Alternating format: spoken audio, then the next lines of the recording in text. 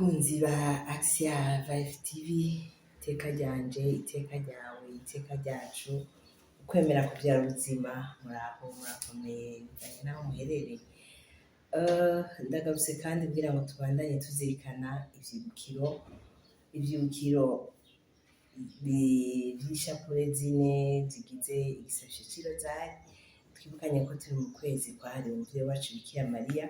Muri uko kwezi Eklezia iraduhamagarira cane kuvuga igisabisho c'irozari, igisabisho ciza cane, igisabisho gikiza ibintu vyinshi, igisabisho kibohora, igisabisho sinzi ingene nobisigura ku bamenye umuvyeyi Bikira Mariya, igisabisho gifasha cane. Uno musi rero nkuko twazirikanye ivyibukiro binezereza, uno musi tuzirikane ivyibukiro vy'umuco.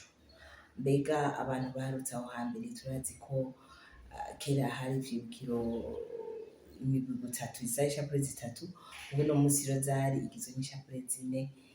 Umuvyeyi wacu nyakwigendera Papa Yohani Paul wa kabiri yarongeyeko ivyibukiro vy'umuco, kuko ivyibukiro vya mbere vyavuga aho Yezu yavuka, ivya kabiri bikavuga amagorwa, ivya gatatu bikavuga azuka, ariko ubu turakeneye yaciye yongeramwo ivyibukiro bivuga mission, ico Yezu yakoze akiri kw'isi.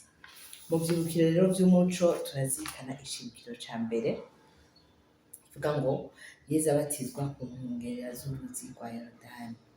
Dusabe inema yo kuzigama indagano z'ibatisimu.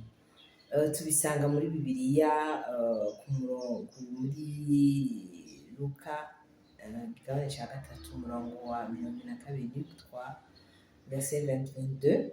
Tu es mon fils bien-aimé, en toi je trouve ma joie. Uri umwana wanje nkunda cane, muri wewe nahasanze ibinezera vyose.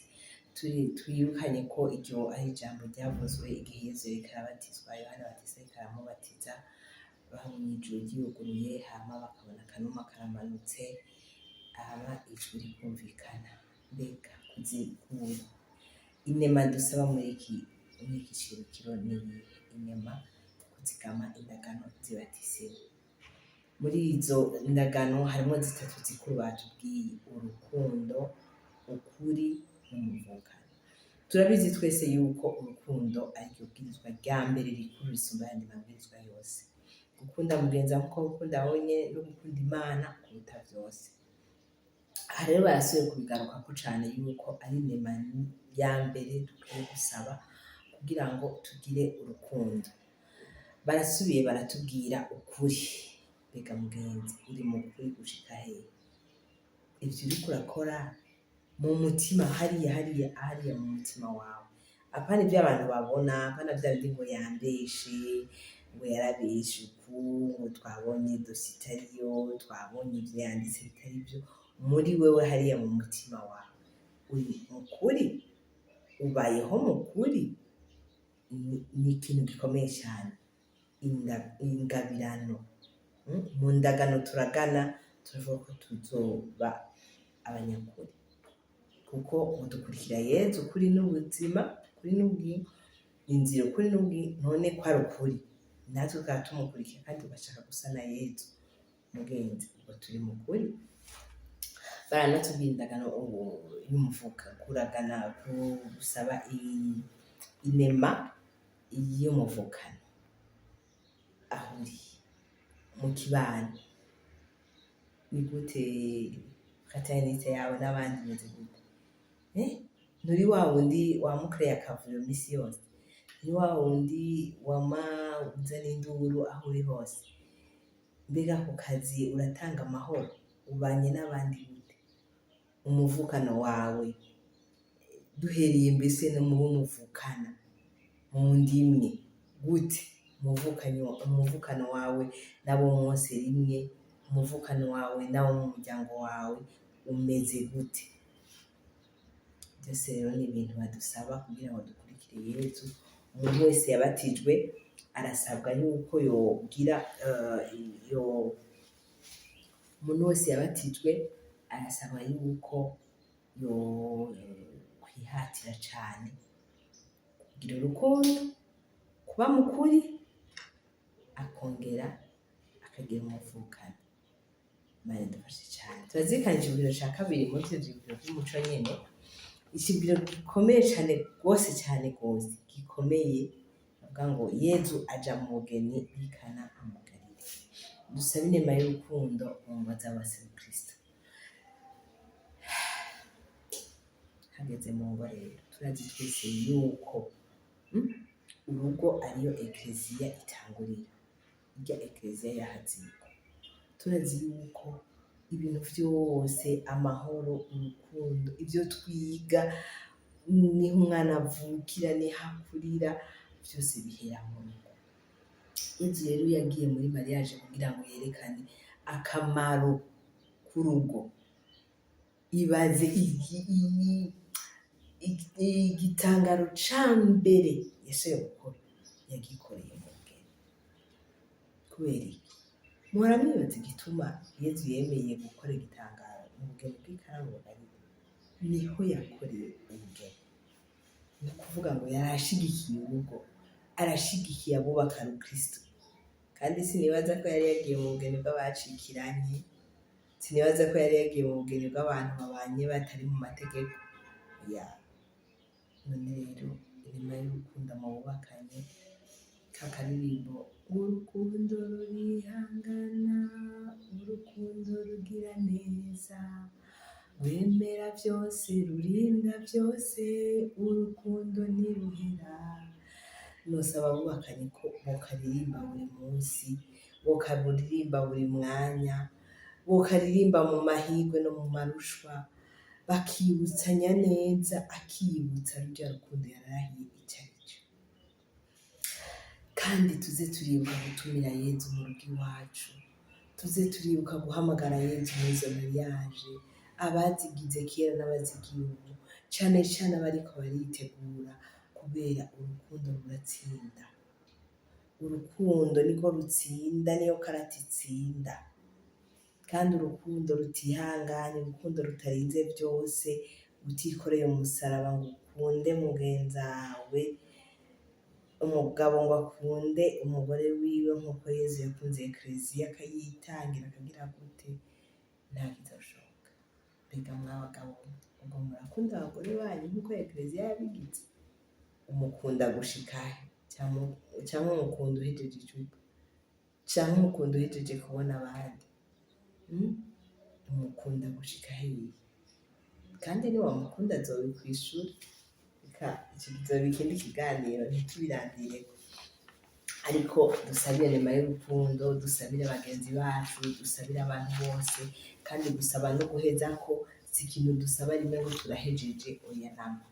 Turazirikana icibukiro ca gatatu maze mu cibukiro c'umuco nyene, kiravuga ngo Yezu amenyesha abantu ko ubwami bw'Imana buri mu gushika. Dusabe umutima wo guheba ibicumuro n'imihengamiro yavyo. Nsubiye inyuma gato, icibukiro ca kabiri turagisanga muri Yohani wa kabiri umurongo wa 5, Jean 2 verset 5. Tout ce qu'il vous dira, faites-le. Uwo yari Bikira Mariya yajyanye na Yezu mu bugeni. Gumana n'umuvyeyi bana, gumana n'umuvyeyi bana mwubatse, gumana n'umuvyeyi bana muko mwitegura kubaka. Bahamagare baze, hama umwumvirize ico akubwira, ico Yezu avuze, hama tugikore. Icibukiro ca gatatu rero tubandanye kiri muri Marc 1 verset 15, Mariko wa mbere akarongo 15. Les temps sont accomplis, le règne de Dieu est tout proche, convertissez-vous et croyez à l'évangile. Hako haragera nimwihane, mwemere inkuru nziza. Turazi neza ko ari ryo jambo baratubwira ko baradusiga umunyota. Yezu rero yaraje, kare abantu barasenga, abantu kandi bari bizeye Mesiya ko azoza. Rero Yezu amaze kuza ari Mesiya, yarababwiye ko ubwami bw'Imana buri hafi, kuko yaraje gufukura igitambara cari gifuze, yaraje kubirangiza, yaraje kwakomplisa ivy'Imana vyose yemereye abantu vyose kugira ngo bije ahabona. Hama babwira ati nimwihane, ubwami bw'Imana buri hafi gushika. Ubwami bw'Imana burabegereye. Yezu yari yamaze gushika, mugabo ubwo bwami ntawe bushikamwo yuzuye ivyaha. Ubwo bwami ntawe bushikamwo atari icyororo. bagenzi mwiteguriye gute kuja mu bwami bw'ijuru? Ubwo muhora mwiyumvira ko muzojayo? Duhora twibaza ingene tuzomera dushitse mw'ijuru, duhora tuvyiteguriye. Kandi rero urupfu ruza giturumbuka, tuvyibukanye. Urupfu ruza giturumbuka nta n'umwe arwitegurira, usanga rwaje. None uhora wibaza ati mbega mpfuye, je mpora ndashibaza mpfuye bazovuga iki? Canke mpfuye abantu bazovuga ko namaze iki? Ku munota, ku musegonda. Andikisha, raba ikintu ukora wandikishe bavivure. Ubwami bw'Imana buri hafi gushika. Ubwami bw'Imana buri hafi yacu. Yezu yaraje, yaratwigishije gusenga, yaratwigishije kuvuga dawe wa twese, yaratwigishije kuja hiherereye, yaratubwiye yuko kugira usenge neza ikintu ushananiranye urihata ukisonzesha ukavyuka ijoro. Yezu yaratwigishije ibintu vyinshi cyane. Apa yuko yakijije abantu akerekana ibitangaro, yarabigishije. Dusome Bibiliya, dusome igitabo ceranda, tubibone vyinshi cyane. Ukwemera kuvyara ubuzima kuri Axe ya Vibe TV turabona neza cane ingene duhora tuzirikana bimwe, turazirikana ijambo ry'Imana n'amanyishu, tukazirikana amavesi atandukanye. Raba mwegere televiziyo tubafashe kuzirikana, raba mugura akabibiliya mushingaho mu nzu. Nukuri ijambo ry'Imana riraryoshe, ijambo ry'Imana riraremesha. Twitegure tubone neza ivyo Yezu yatwemereye, tubone neza ivyo Yezu vyose yavuze, twibereho tunezerewe duhimbara nk'abakundwa ba Yezu. Twame dufise iteka n'itekane. Mugire iteka abakunzi ba Axe ya Vibe TV. Icibukiro ca kane turagisanga muri Mariko kigabane c'icenda akarongo ka kabiri, Marc 9 verset 2.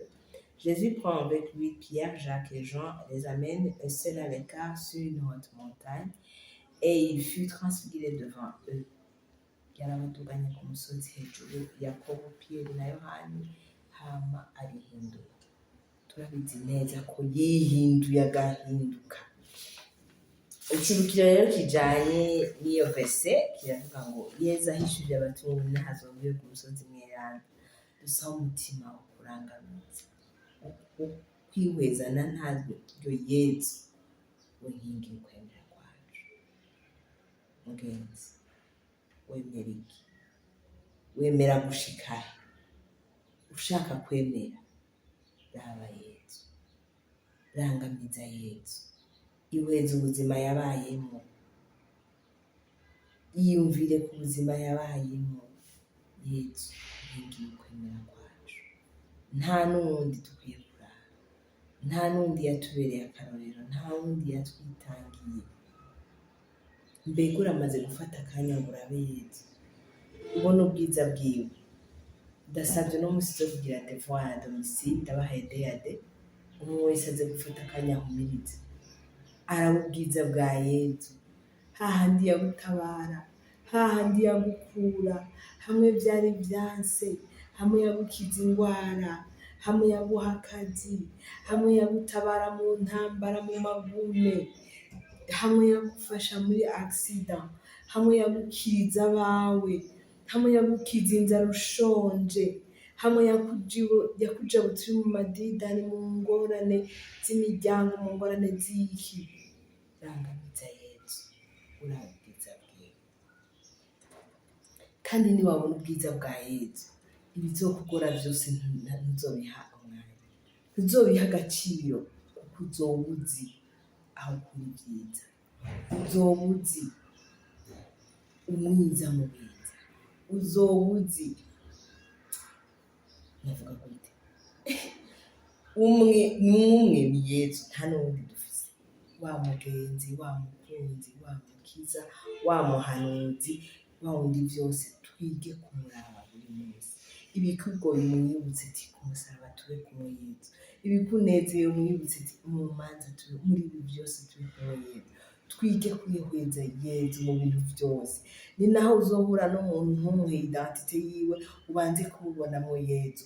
Uwugwaye mubonemwo Yezu, ubwo umubonemo Yezu, ubuhiriwe byose ubibonemo Yezu, bizoguha kwamana akanyamuneza, bizoguha kubona ubwiza bw'uwo mukiza wawe. Icibwiro ca gatanu mu vyibwiro vy'umuco ngo Yezu agira Eucharistia nk'umusaseredoti. Yarabonye ko ategerezwa gusubira kwa Data, ategerezwa kudusigira abatumwa, ategerezwa kudusigira ico tuzosigara turamwibukirako. Yaratugaburiye umugati uvuye mw'ijuru, atari ya mana yakoroka Abayisirayeli akayigahe. Yezu agira Eucharistia n'ubusaseredoti. Dusaba umutima wo kwihebera abandi, ukwama dukenguruka. Ndahezagira abasaseredoti bose aho bari, abihebeye Imana bose aho bari, kuko baratwihebera.